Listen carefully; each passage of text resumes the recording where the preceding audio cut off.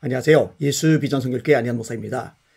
김용민 씨 기장교회에서 목사 안수를 받았더라고요. 벙커교회라고 교회까지 세워서 또 설교까지 하고 있더라고요.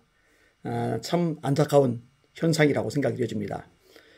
이분은 한국교회를 파괴하는 데 앞장서는 분이죠. 찬송가를 개사해서 정치적으로 이용해 먹는 사람입니다. 온갖 막말, 쌍소리를 내요. 아마 전광훈 씨하고 비슷하지 않을까? 막말, 쌍소리. 제가 차마 인용하지도 못하는 내용도 있죠. 라이스 전 국무장관을 향해서 진짜 끔찍하고 더럽고 무서운 말을 했잖아요. 어떻게 그런 말을 할 수 있는지 모르겠어요. 자, 이분의 진짜 큰 문제 중에 하나가 뭐냐면요. 한국교회를 난도질하는 거예요. 한국교회를 너무나 많이 허물고 있다는 거예요. 좌파죠. 자, 그런데 이 김용민 씨가 목사님들을 꽤 많이 고소를 했거든요. 뭘 가지고 고소했느냐? 설교 가지고 고소를 한 거예요. 아니, 목사 안수를 받아놓고 다른 목사님들의 설교를 가지고 선거법 위반이라고 고소를 해요. 정말 정신이 나간 거죠. 자, 이런 부분에 대해서 한국교회 언론회가 논평을 내보냈습니다. 한국교회 언론회가 참 균형 잡힌 시각으로 목소리를 제대로 내주고 있잖아요. 한국교회 입과 같은 역할을 잘해주고 있잖아요. 요 논평도 읽어볼 만한 가치가 있습니다. 여러분들에게 소개를 해드리겠습니다. 교회 목사의 설교를 고발한 목사의 결말은 예자연, 김용민과 평안나무의 회개를 바란다. 교회에서 목사가 예배 시간에 설교한 것을 가지고 공직선거법으로 소송한 사건은 우리 사회와 교회를 놀라게 하였고 그 귀추가 주목되었다. 결말은 목사의 설교와 발언을 법적인 고발을 통해 괴롭힌 단체와 대표에게 피해를 당한 목회자에게 손해배상할 것을 법원이 결정하였다. 사건의 발달은 지난 2020년 3월경 평안나무가 12명의 목사를 공직선거법으로 검찰에 고발하였고 이 행위 예측을 자신들의 종교란에 실명으로 명시하였다. 그러나 검찰은 불기소 처분을 내렸다.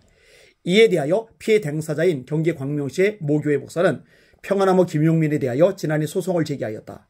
그는 김용민으로부터 정신과 명예의 피해를 당했다며 손해배상을 제기한 것이다. 1심 재판에서는 지난해 6월 피고인 김용민이 1천만 원의 손해배상할 것을 판결하였다. 2심으로 올라간 재판에서도 수원지방법원 제7민사부 재판장 정재욱은 평안나무 김용민에게 불법행위에 해당하므로 피고들은 공동하여 원고의 정치적 고통에 대한 손해를 배상할 책임이 있다고 판단하였다. 그 이유로는 김용민이 원고의 실명을 거론하며 공직선거법 위반 혐의가 있으므로 고발 조치할 예정이라는 취지의 언론 인터뷰한 것과 이것을 피고가 이사장으로 있는 평안나무에 게시 보도한 때문으로 보고 있다. 당시 제21대 총선을 앞둔 시점이었는데 목회자들이 강단에서 차별금지법 문제 등을 거론한 것을 특정 정당과 정치인에 대한 낙선을 유도한 것으로 표시한 때문이다.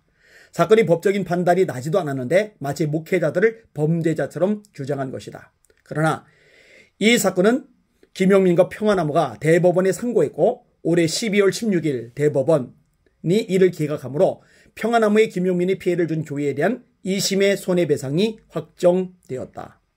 평안나무는 지난 2019년 김용민 주도로 설립된 단체로 주로 목회자들의 설교를 모니터링하고 감시해왔으며 지금까지 30여 명의 목회자를 고발한 것으로 알려진다.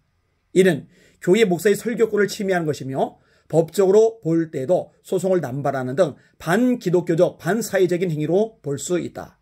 이에 대하여 예자연, 예배 회복을 위한 자유시민연대 대표 김진호 목사, 김승유 장로, 실행위원장 박경배 목사, 실행위원 소년보, 심화보, 김몽준, 이명문, 심동서 목사에서는 12월 30일 한국교회 언론에서 기자회견을 통하여 목회자 설교 및 발언을 감시, 고발로 괴롭히는 평안나무 김용민 상대 손해배상 확정이란 타이틀로 기자회견을 가졌다.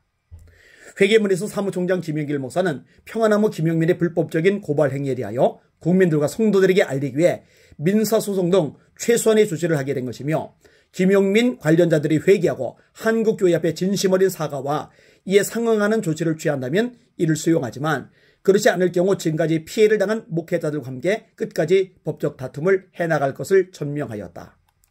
김용민은 2020년 4월 목회자들을 무더기로 고발할 것을 알리는 글에서 전국교회 목회자들의 설교와 개신교단체 집회를 대상으로 진행 중인 모니터링 결과를 발표한다고 하여 김영민과 평화나무가 기독교를 타깃으로 하고 있음을 분명히 했다. 그것도 차별금지법 반대 등 교회를 보호하는 입장에 있는 목회자들을 고발 대상으로 했으나 소위 말하는 진보정치 지지자들에 대해서는 묵인하는 등 공정성과 형평성에서 의심되는 부분이 있었다. 지금까지 수년간 김영민의 활동을 살펴보면 기독교를 공격하는 역할을 많이 했는데 한때는 팟캐스트 방송인 낙검수에서 교회 예배와 예전과 찬송가를 악의적으로 패러디하여 공부를 산 적도 있었다. 그는 현재 진보계통의 모교단에서 목산수를 받은 것으로 알려진다.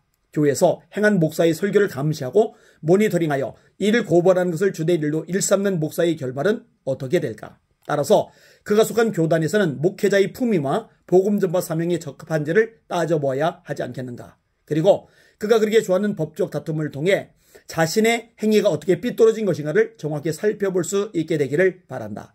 정치적 견해와 상관없이 목사가 목사의 설교를 감시하여 고발을 일삼는 행위 자체가 교회를 혼란하게 하는 것이며 분파를 조장하는 것이 된다. 또한 교회를 사람들의 조롱거리로 만드는 악행이 된다. 예, 김용민 씨 회개해야 됩니다. 회개하지 않으면 정말로 심판받을 겁니다.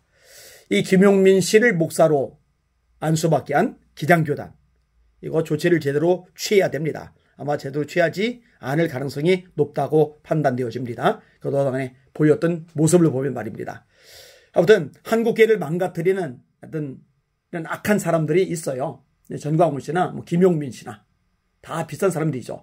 이런 사람들 속가내야 한국교회가 살아납니다. 하나님께서 이들을 정리해 주시도록 기도 많이 해 주시길 바라고, 더 미혹당하는 사람이 생기지 않도록 또 여러분들 널리 알려주시길 바랍니다. 우리는 말씀에 있어서 주님을 두려워하며 주님의 뜻대로 순종하는 진리의 삶을 살아갑시다.